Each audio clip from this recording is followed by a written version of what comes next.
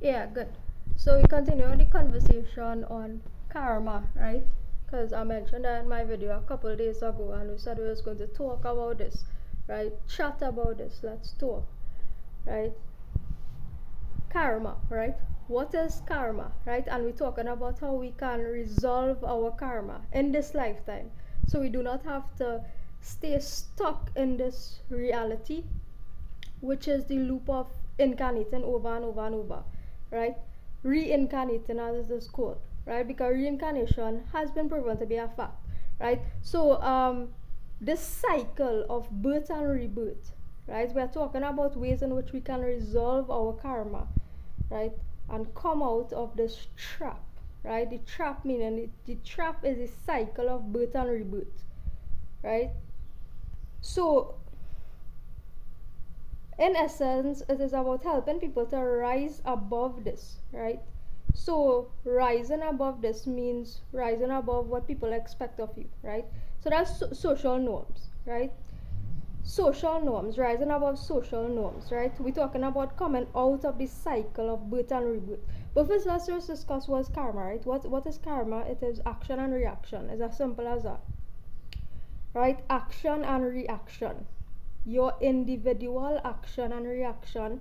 So there's action at an individual level, and there's reaction at an individual level. Now there's also um, action at a collective level, right? Meaning that whether it be at a soul level, right? You and a group of other souls, cross-cutting, gender, race, all these things. It could be at an ethnic level, right? It could be at any social demographic, right? But karma itself doesn't function by your ethnicity, right? Your gender, nothing like this. Karma itself is a resolution, is action and reaction based on your individual thoughts, words, deeds, what you put forth into the universe, right? And how this operates. Now, I mentioned a point about slavery in my last video and why some people, including myself, right, fought against this concept of, is fighting against this concept as a form of karmic resolution, right, in this life, right? Meaning that, okay, so we recall what happened with the slaves back then, right? Was that their karma, right? Can we argue now that, oh, British colonial slavery took place because that was that collective group's karma, right? Now, let's discuss this at a deeper level, right? It is said that if a particular group of people, for example, like the tsunami, that happened, right, back in 2011 or whenever that took place, right? Now, these events take place to a collective ethnic groups, right? So or nationals, right? So a tsunami hit, right? It would hit, say, China, Japan, right? A disaster strike, it would strike Jamaica, right? A natural disaster would strike Jamaica. The British colonial thing happened to Indians, Africans, and whoever else in the world this took place with in history, right? War, there's always war taking place, right, between Muslims and other groups, right, Christians, or this whole thing, right? So it appears as though ethnic groups are being targeted, right? Now it could be argued that, oh, well, based on this reincarnation theory, right, or fact, right, that certain souls are placed together, right? So a natural disaster strike, right? Certain groups, certain people, right, regardless of their ethnicity, gender, whatever, in past lives would have been grouped together, right, to experience a certain disaster or calamity, right, in this lifetime. Now, that's an argument, and that's why certain disasters based on wrongdoings in past lives or whatnot, right, you're placed into the group of souls, right, who participated in those wrongdoings. You're placed in say one country, right, and you experience an earthquake, bam, everybody died, right? So that's an argument, right? That's an argument, right? Now you cannot believe in reincarnation without believe. You can't believe karma and reincarnation goes hand in hand, right? So once you believe in karma, you automatically believe in reincarnation. This is why I have a problem with the Christian belief system as well, and in Islam as well, because they believe in accountability and so on, taking accountability for your deeds, right? Meaning, and in the Bible it says, as you sow, so shall you reap, right? But, and I bring up this in conversations already in the past with people in personal conversations, right? What accounts then for a baby's first pain, right? When you are born into the world, or even in your mother's womb, right? Because you also feel pain in your mother's womb as you are being formed, right? The baby in the mother's womb also feels pain, right? That process of that formation of a fetus and so on, zygote into fetus, embryo into fetus and all that, that also is a measure of pain involved in that, right? And then when you come out into the earth, right, when you exit, right, your mother's womb and you take birth onto earth, right, the first pain, right, that is felt by that baby, right, and nobody has been able to explain this to me if you believe that there's one life that we have lived, right? That first pain, so it's a very, very simple thing to understand, right? That first pain that you feel, right, where does that pain stem from? If as you sow, so shall you reap, right? If this is true, right, it must mean that we had a past, right? It must mean that we had a past, because you can't experience pain if and the Quran also says it, that the book is heavily about accountability, right? So you can't go about teaching people that this is your only life, right? The book talks about accountability and paying for your deeds, misdeeds, all that, right? If we are paying for our deeds and misdeeds, we'll receive a good consequence for our deeds and bad consequences for our misdeeds, right? If our pain is a result of the pain we have caused, right, then what? And in the Bible it says too, as you sow, so shall you reap, right? Then what did the baby do in this life, right? So there's a question to Christians and Muslims, right? Because I am trying to understand reality just as much as many people in the world, right? If this is our first life, then how do we explain that first pain, that a baby ever feels, or that cry, that pang of hunger, right, or that cry for whatever reason, that bit of pain, what explains that, right? It's stemming from a past life trauma experience, whatever, right? So karma is your action reaction, and it ties into our past, right, meaning past life. So what I am aiming to do in this lifetime is to resolve past life karmas and past life traumas, right? Removing past life karmas and past life traumas, right, meaning karmic resolution, right? And this has to be done at an individual level, right? It has to be done at an individual level, right? Because only you as an individual could understand this, right?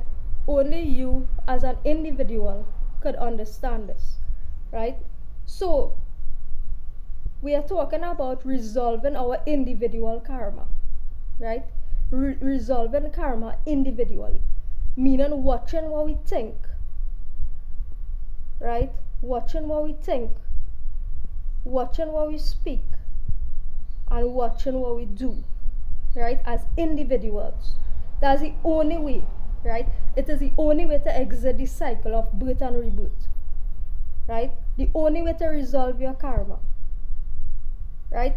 Meaning that dispelling any ethnic conversation, getting over any ethnic conversation, rising above ethnic conversation now, rising above gender conversation now, rising above all things and focusing on your individual action, right? Your individual deeds, right? Your deeds is karmic resolution, right? How can you resolve your karma so that you do not have to come back into this, what is called a matrix?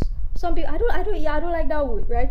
But is a word that I recently has seen circulating in videos and so on, right? This world that we live in being called a matrix, right? It's just like what the Hindus used to call Maya, illusion, right? How to come out of the gross reality, right? The material or the concrete reality, right, that we live in. That is what the aim is, my aim is, right? And that is why when people have been, hey, You're forcing people to either give birth or telling them that the womb is sick. Right now, I neither believe that the womb is sick, right? Nor do I believe that people should give birth. Right? I'm neutral on the position because I know that people have to resolve their karma, right? So some females and males are here, right, together, right, to give birth, and others are here to not give birth, and this is what we need to understand, right?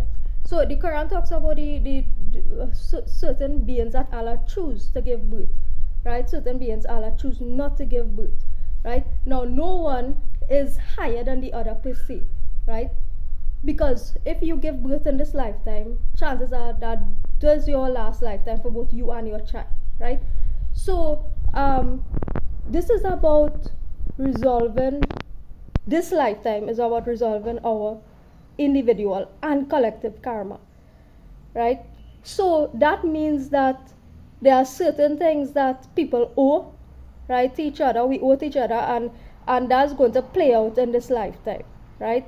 Whether it be in the form of charity, right, knowledge, whatever it is, right? Charity, knowledge, primarily that charity and knowledge, right? Meaning donations, givens, and knowledge, right? Because anything else, right, is tied up into this material realm, right? Anything else, right, is actually tied up and an anti-resolution of karma, right? So anything apart from donations and knowledge sharing, right, actually in this lifetime, and good deeds, right, is actually tied up into the material realm. So this is why we are calling on people and each other, including ourselves, right, to resolve things, right, to resolve things, not to get tied back into lust, into attachments, right? Because it is really about exiting the cycle of birth and death. Birth and rebirth, sorry, and heading towards the final destination, which is death, right? As in returning to the ultimate final destination, right? Now, this is what enlightenment is, right? So enlightenment, as people know it, right, as we have been taught in like Bhagavad Gita knowledge and so on, it is not as rosy and pink, right, and beautiful, right, and feathery. It is not as beautiful, purple, feathery, green, purple, feathery, right? Enlightenment is not flutes, right, purple, green, feathery, right? It's quite a painful process, right? The process of attaining enlightenment, as it is called, right? Enlightenment meaning that you don't come back here on earth, right? When you die, right? The ultimate freedom. You untrap yourself from this reality. Detrap yourself, detrapment, right?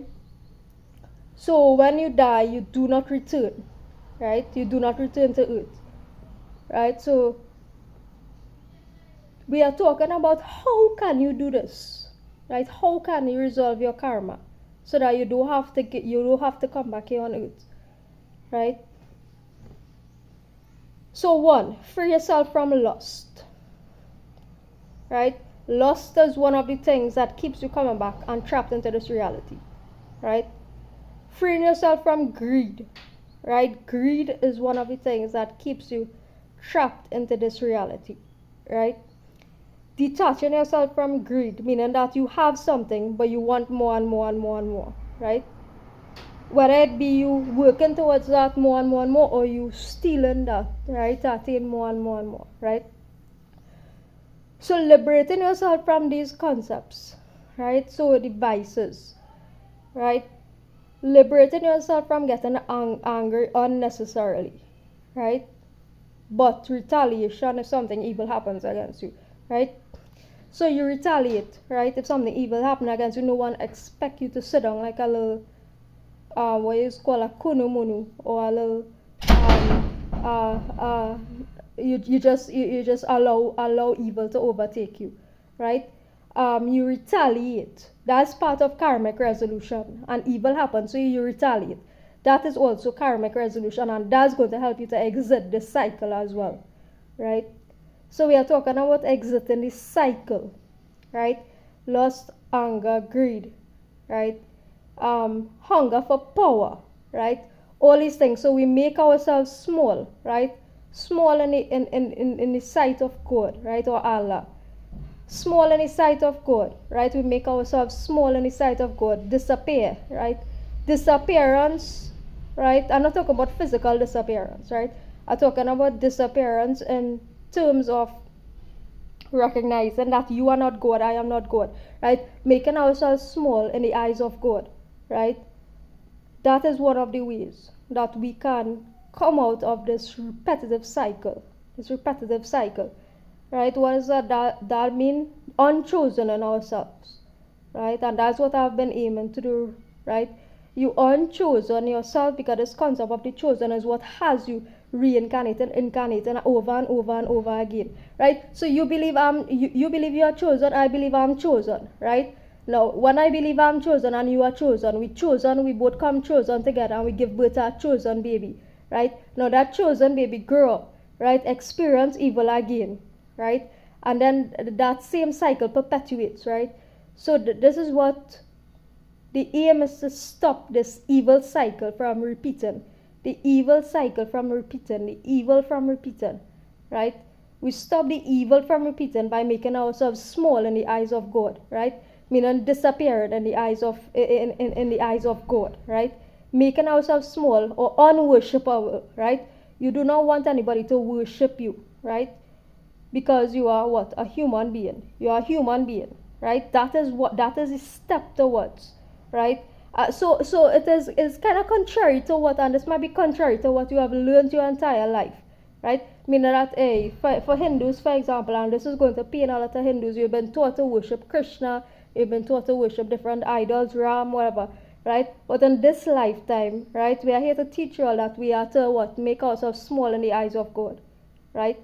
Because we are heading back to source, we are heading back to our final destination, we are heading back to death, right? So we are reducing ourselves, because we are as we age, or as we progress in life, as we gain more wisdom, we should what? Right? Make ourselves smaller and smaller, right? So this is all what karmic resolution is, right? In this lifetime, right? Karmic resolution, resolving karma, right? So how can we resolve karma? One, like I mentioned, these three things: lust, greed, power. Stay away from these things. Strive. The striving is what is important. You can't do this, right, automatically. The striving is what matters, right? You stay away from foods that harm animals, right? Try to refrain from eating products, right? Eating foods that harm was done to put our food on your plate. Now, harm is done to put any food on your plate, right? People use people to what? Gather rice, right? Gather apples, right? Do all these things, right? People use people to kill animals, so on, right? So the aim really is to limit your food consumption on the whole, right? One, limit your food consumption. Two, limit violence on your plate, right? So be more conscious about the things that you eat, right? And there are people out there who are trying to invert reality and so on, but just the goal is to stay conscious. Now, I am talking about exiting a cycle of birth and rebirth, right? People might tell you to eat whatever you want to eat, right? But then you eat whatever you want to eat and you remain trapped into the cycle, meaning that you will have to reincarnate over again until you learn that particular lesson, right? So, my point here, right, is to teach people how to come out of these cycles. Entertainment. Entertainment is tied into lust. If you look at some of these music videos, or it is tied into attachment, right? People who look at a lot of movies and make movies, they make it out of what? Dramatic life situations, right? You look at a movie, it is made out of drama, right? All movies, whether the genre is action, thriller, right?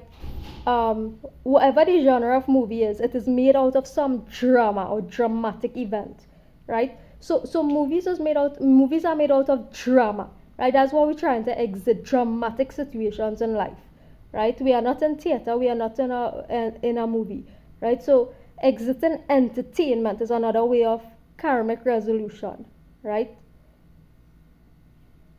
Your life isn't a movie, right? My life isn't a movie, right? My life isn't comedy either, right? So our lives isn't, I mean, certain things might be funny, right? But life on the whole is not comedy, right?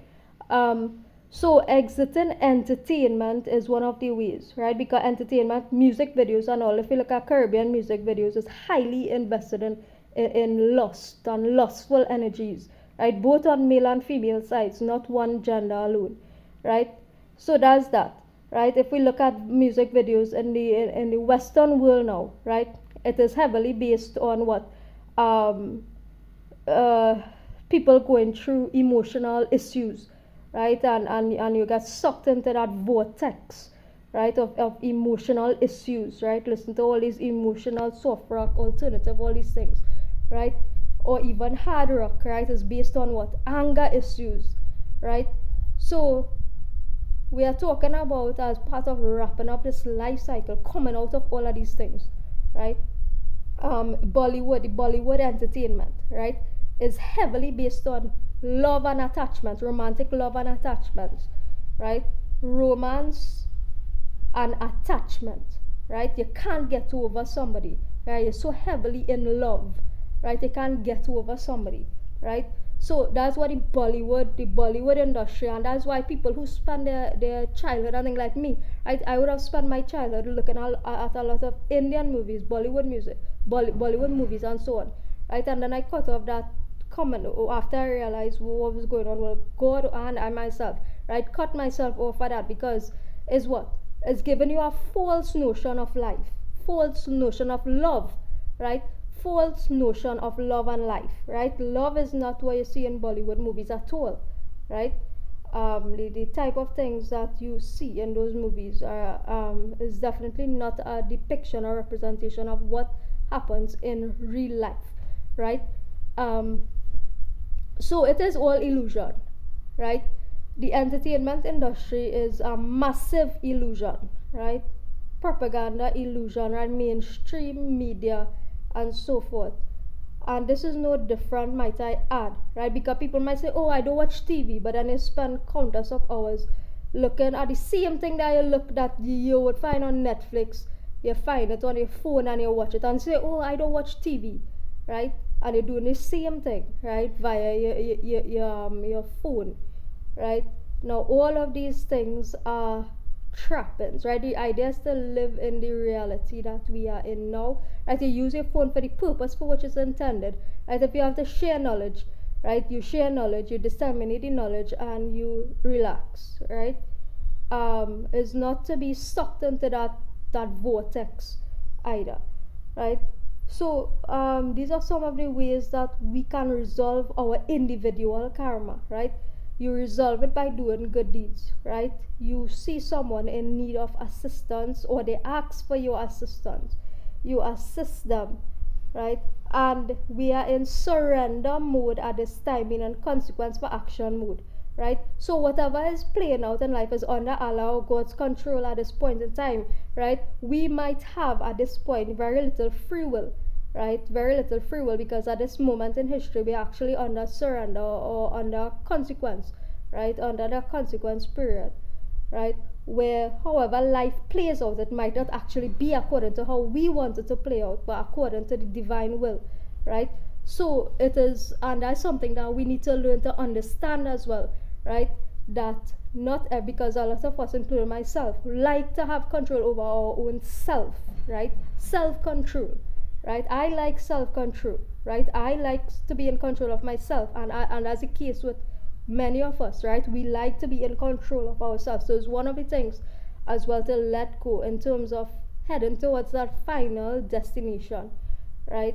Is to surrender your control, right, onto the will of Allah, onto the will of God, right? Surrendering your control, meaning that hey, sometime we might go out, we might want to do something, we might have a question, right?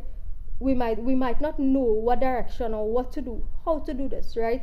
And Allah just directs us, or God, the universe, creator of the universe, just directs us, right? Because we don't know, right?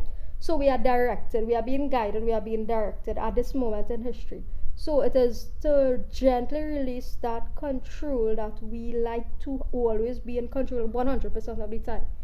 Now you do have control, and you should maintain a percentage of control over your own life, right? You should maintain a certain percentage of control over your own life. That is free will, right? And you should fight for your free will, right? You should fight for your free will.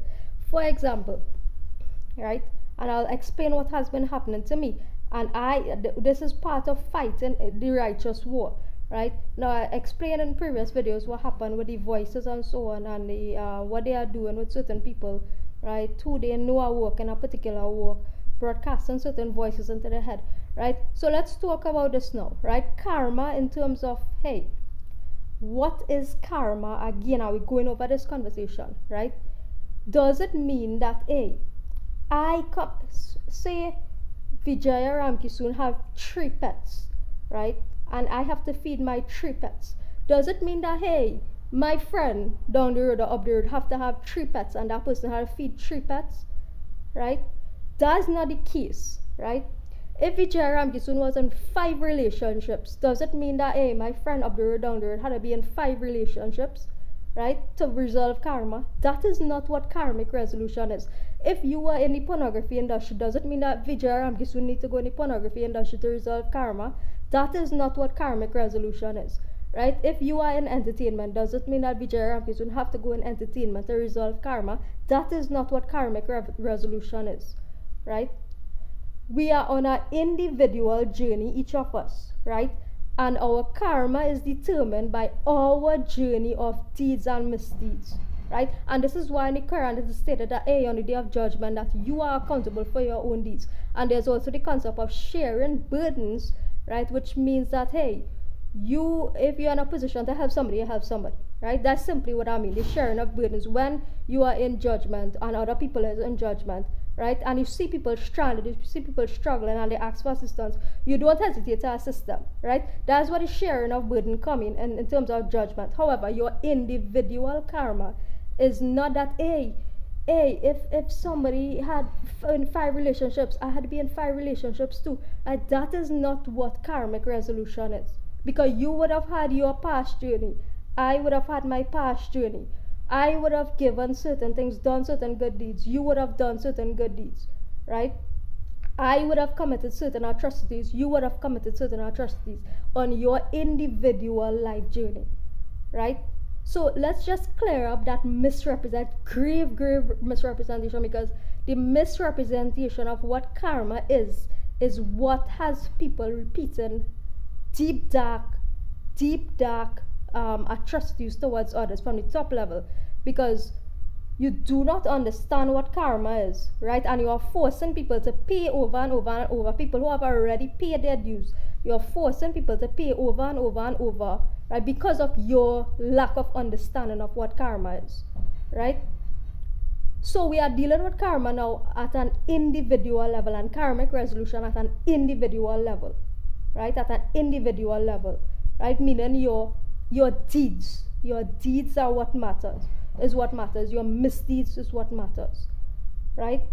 Now there are some, like myself, which I've gathered, right, who are incarnated actually to deal with the ancestral deeds and misdeeds, right? And that is what my advocacy had come in for with regard to the British colonial repatriation to my country in particular, right? And it relates to the Caribbean, but in my country in particular, that repayment, right? Because there are some of us who are actually born to resolve ancestral karmic issues, right?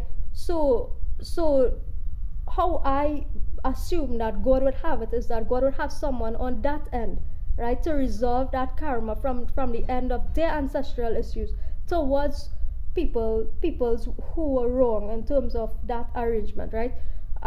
So on one end, it might be resolution of ancestral issues in terms of advocacy, because there's nothing much we can do on this end, right, apart from advocacy if you don't have the resources, and that's what you are asking for, right? So that's what many in the Caribbean has been doing, because it's the only thing that can be done in terms of those things, right? So like I said, this lifetime, well, insofar as I'm on earth, right, and others are on earth as well, right, the karma has to play out as it should, right, as it should, right, as we head back towards resolution of all of histories, right, deeds and misdeeds, right, all of history's deeds and misdeeds, right. So this lifetime might be a little bit of suffering, right, entailed in order to get there, right, because we are breaking the cycle of the chosen, which means there's no one coming to pay for anybody's sins. Once you're on earth here, right, in this lifetime, we are paying for our own misdeeds and so on, right, and should be receiving positive consequences for our good deeds, right. So this conversation, I will end here now. It's a little bit long, right, so we'll move on. And I don't know, it might be my last video ever, right, unless something come up or I feel you need to discuss something else. But I think that this video actually pretty much wraps up everything, right. So take care everybody and have a good day.